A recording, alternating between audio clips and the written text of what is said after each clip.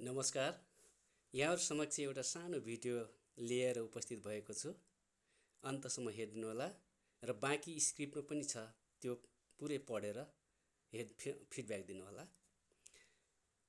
मैले आज उठाउन खोजेको कुरा के हो भने शिक्षा के हो र के होइन। वास्तवमा शिक्षा केही पनि होइन, जीवनको तयारी मात्रै हो।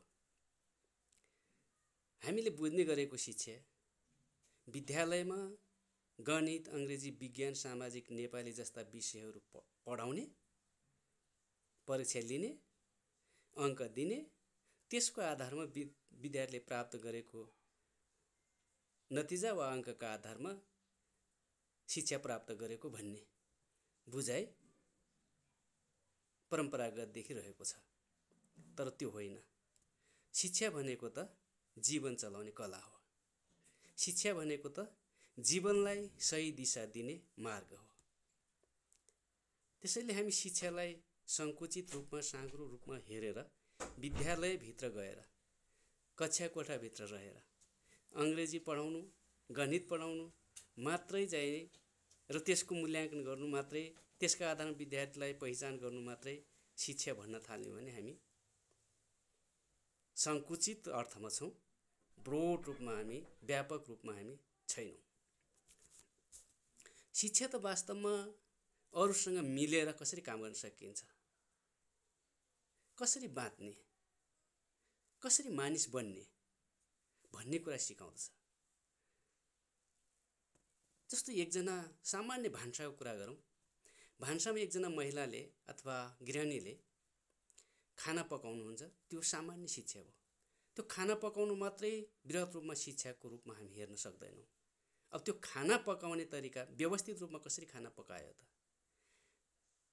सीमित स्रोत र साधनबाट खाना परिवारका सबै सदस्यहरूलाई, पाहुनाहरूलाई कसरी चाहिँ मिठो तरिकाले बनाएर पस्कनु भयो। खाना पस्कदै गर्दाखेरि कति मिठो शैलीमा पस्कनु भयो। खाना खाने परिवारका सदस्यहरू कति खुसी साथ खान सक्ने भए र पाहुनाहरू पनि हुनुहुन्छ भने त्यहाँ पाहुनाहरू पनि कति रमाएर खान सक्नु भयो। त्यो कला पनि एकजना भान्सेमा हुनु जरुरी छ।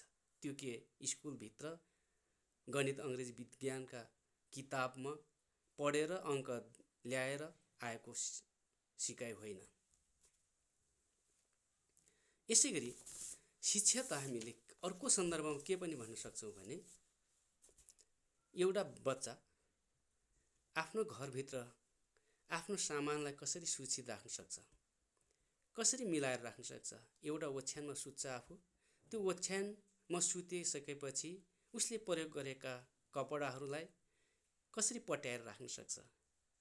टोयलेटमा जान्छ, टोयलेटमा गइसकेपछि उसले प्रयोग गर्ने टोयलेटमा भएका भाँडाहरू अनि टोयलेट पश्चात साबुन पानीले हात धुने कुराहरू र सरसफाइ गर्ने कुराहरूमा कतिको ध्यान केन्द्रित छ, कति सक्षम छ, त्यो शिक्षा हो। त्यसैले आफ्ना गल्तीहरू स्वीकार्न सक्ने, आफ्ना कुराहरू मिलाएर अरूलाई पनि भन्न सक्ने जस्ता सामान्य सिपहरू पनि शिक्षाका हिस्सा हुन्। अब यति सबै कुराहरू जीवनका लागि अति आवश्यक छ। यी सामान्य कुराहरू भएन भने पूर्ण जीवन बन्न सक्दैन, सफल जीवन बन्न सक्दैन, आशावादी जीवन बन्न सक्दैन, नत्र निराशामय जीवन बन्न सक्छ। त्यसैले सूक्ष्म रूपमा कुनै विषयवस्तुलाई हेर्नु, ध्यान दिएर अरूका कुरा सुन्नु, आफ्ना कुराहरू मिलाएर भन्न सक्नु, समस्याको समाधान गर्न सक्नु, निर्णय गर्ने सिप लिनु, यी सबै कुराहरू जीवनका तयारी हुन्। त्यसैले शिक्षालाई हामीले के भन्ने भने शिक्षा अरू केही पनि होइन, जीवनको तयारी हो। कक्षा कोठाभित्र गएर पढेर अंक कुनै विषयमा धेरै अंक ल्याएर सफल जीवन बन्न सकिँदैन।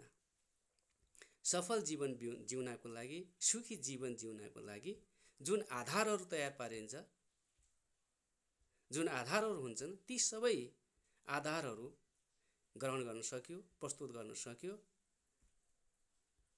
त्यो सबै शिक्षाका तयारी हुन्, जीवनका तयारी हुन्। त्यसैले शिक्षालाई हामीले अरू केही पनि नभनेर जीवनको तयारीको रूपमा हेर्न गर्नुपर्दछ। यो त एउटा कोठाभित्र अथवा विद्यालयको हाताभित्र कुनै विषयवस्तुलाई मात्रै कसैले पढाएर सिक्ने कुरा होइन। यो त जन्मेदेखि नमरुन्जेलसम्म, चाहे विद्यालयभित्र होस्, चाहे विद्यालय बाहिर होस्, चाहे बाटामा होस्, चाहे नदीमा होस्, चाहे पूजाआजामा होस्, चाहे मसानघाटमा होस्, चाहे हस्पिटलमा होस्, चाहे घरमा होस्, चाहे गुरुसँग होस्, चाहे अरू कुनै व्यक्तिसँग होस्, चाहे जनावरसँग होस्, चाहे माछासँग होस्, चाहे मौरीहरूसँग, चाहे रुख बिरुवा, चाहे ढुङ्गा, चाहे प्रकृति, जहाँबाट जसरी ग्रहण गर्न सकिन्छ, जो सकारात्मक रूपले ग्रहण गर्न सकिन्छ, जसले आफ्नो जीवनलाई पूर्ण सफलतातिर डोर्याउन सक्छ, त्यसलाई हामी शिक्षा भन्छौँ। त्यसैले शिक्षालाई हामी जीवनको तयारी भनेर भन्न सक्छौँ। यो अनन्तसम्म नमर्दासम्म चलिरहन्छ, सिक्न अवसर पाइरहन्छ, सिकिरहनुपर्छ।